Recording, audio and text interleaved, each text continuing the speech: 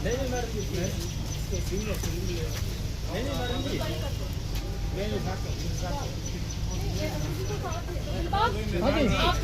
है, मजा आ रहा हूँ।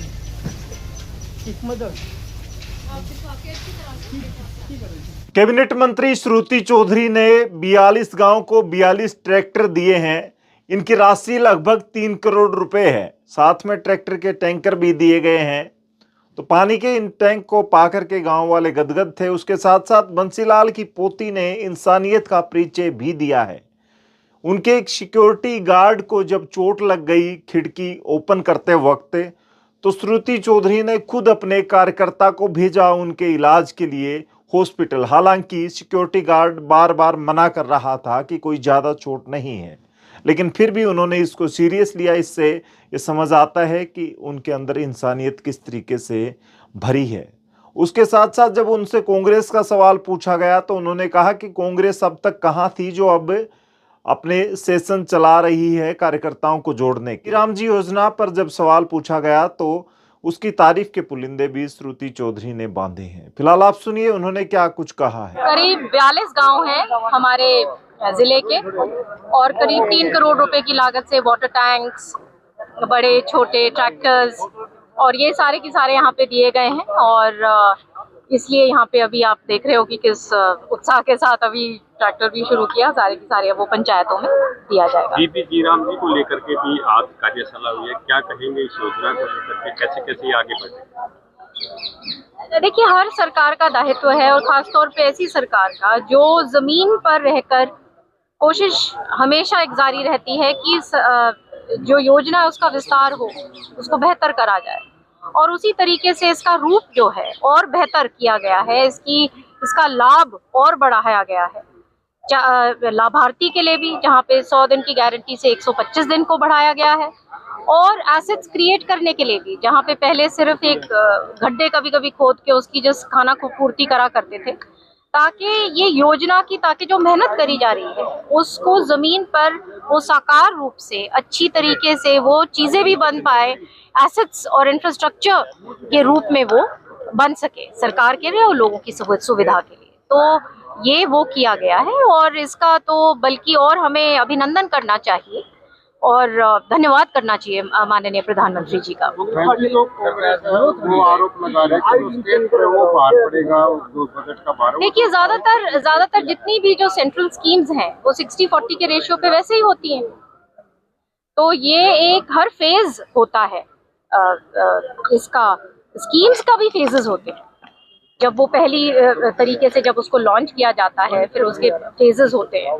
अब ये उस फेज पे है जहाँ पे ये सरकार अपनी जो प्रदेश जो है वो 60-40 के रेशियो पे जैसे बाकी स्कीम्स हैं उस तरीके से चलाएगी। क्या दिक्कत है? पहले कर्ज में डूबा हुआ तो ऐसे में मजदूरों को जो दिहाड़ी है वो मिल नहीं पाएगी।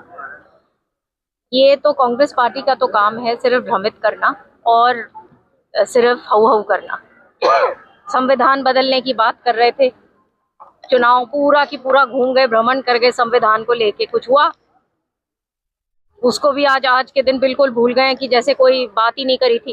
फिर उसके बाद वोट चोरी की बात करी। अरे हरियाणा जैसे प्रदेश में जहाँ बोलते हो जय जवान जय किसान जय खिलाड़ी, ऐसी मजबूत इलाका है ये, और आप यहाँ बोल रहे हो कि इनकी आपने वोट चोरी कर ली। तो ये तो कांग्रेस पार्टी का एक केवल खोखलापंती नजर आती है। जो आप देख रहे थे अभी इनकी एक फोटोग्राफ घूम रही है कि एक लौते नेता प्रतिपक्ष बैठे और वो 8-10 दरी पे अपने वो जो हैं बाकी उनकी वो वाणी सुन रहे हैं। बस इतना ही रह गया उनमें और कुछ नहीं।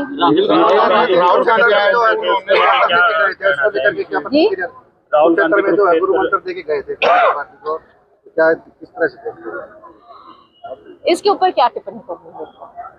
कांग्रेस पार्टी जहाँ तक अभी तक तो संभली नहीं, अब आगे तो जैसे कहते हैं ना नेचर का कोर्स है, ऐसे चलते जाएंगे जब तक बिल्कुल ही फुस होके अपने आप जैसे कहते हैं ना पतझड़, वो बिल्कुल ही जब सूख जाता है तो अपने आप ही गिर जाता है। तो वही हाल होगा कांग्रेस। बीजेपी की तरफ से प्रशिक्षण दे रहे हैं तो क्या मानेंगे इसका कोई लाभ कांग्रेस को हो पाएगा? इस तरह के प्रशिक्षण जो कांग्रेस के नेता दे रहे हैं, अलग अलग पदाधिकारियों को जो प्रशिक्षण दिया जा रहा है। देखिए, कांग्रेस पार्टी के पास कोई मुद्दे नहीं। आज आप देखिए विधानसभा में थोड़े दिन पहले नो कॉन्फिडेंस मोशन लेके आए। जब उनसे पूछा गया कि किस चीज को लेके आप नो कॉन्फिडेंस लेके आ रहे हैं, तो उनके पास कोई तत्व ही नहीं था और कोई भी किसी प्रकार के बिना आंकड़ों की उन्होंने बात करी। तो ये शर्मनाक बात है, क्योंकि जहां एक, मैं बार बार यही बात को दोहराती हूँ कि एक स्ट्रॉन्ग ऑपोजिशन की जरूरत है हमेशा एक लोकतंत्र में, क्योंकि एक वो अपनी जगह एक सुचेत रखती है सरकार, लेकिन ये इतने कमजोर हो गए हैं कि इनका ये दायित्व ये अब निभाने लायक रहे नहीं। कुलदीप शर्मा पूर्व स्पीकर आज वो कह रहे थे कि फिलहाल लेगेसी को खत्म किया, किरण चौधरी को तो हाँ वो कांग्रेस छोड़नी पड़ी, तो कहीं ना कहीं अगर इन चीजों के अनदेखी न होगी तो कांग्रेस मजबूत रहेगी। अब ये बात पुरानी हो गई है, लोगों के बीच में है, काम करना है, और अब इन बातों का सब जानते हैं। मुझे अब और इसके ऊपर क्या टिप्पणी करनी।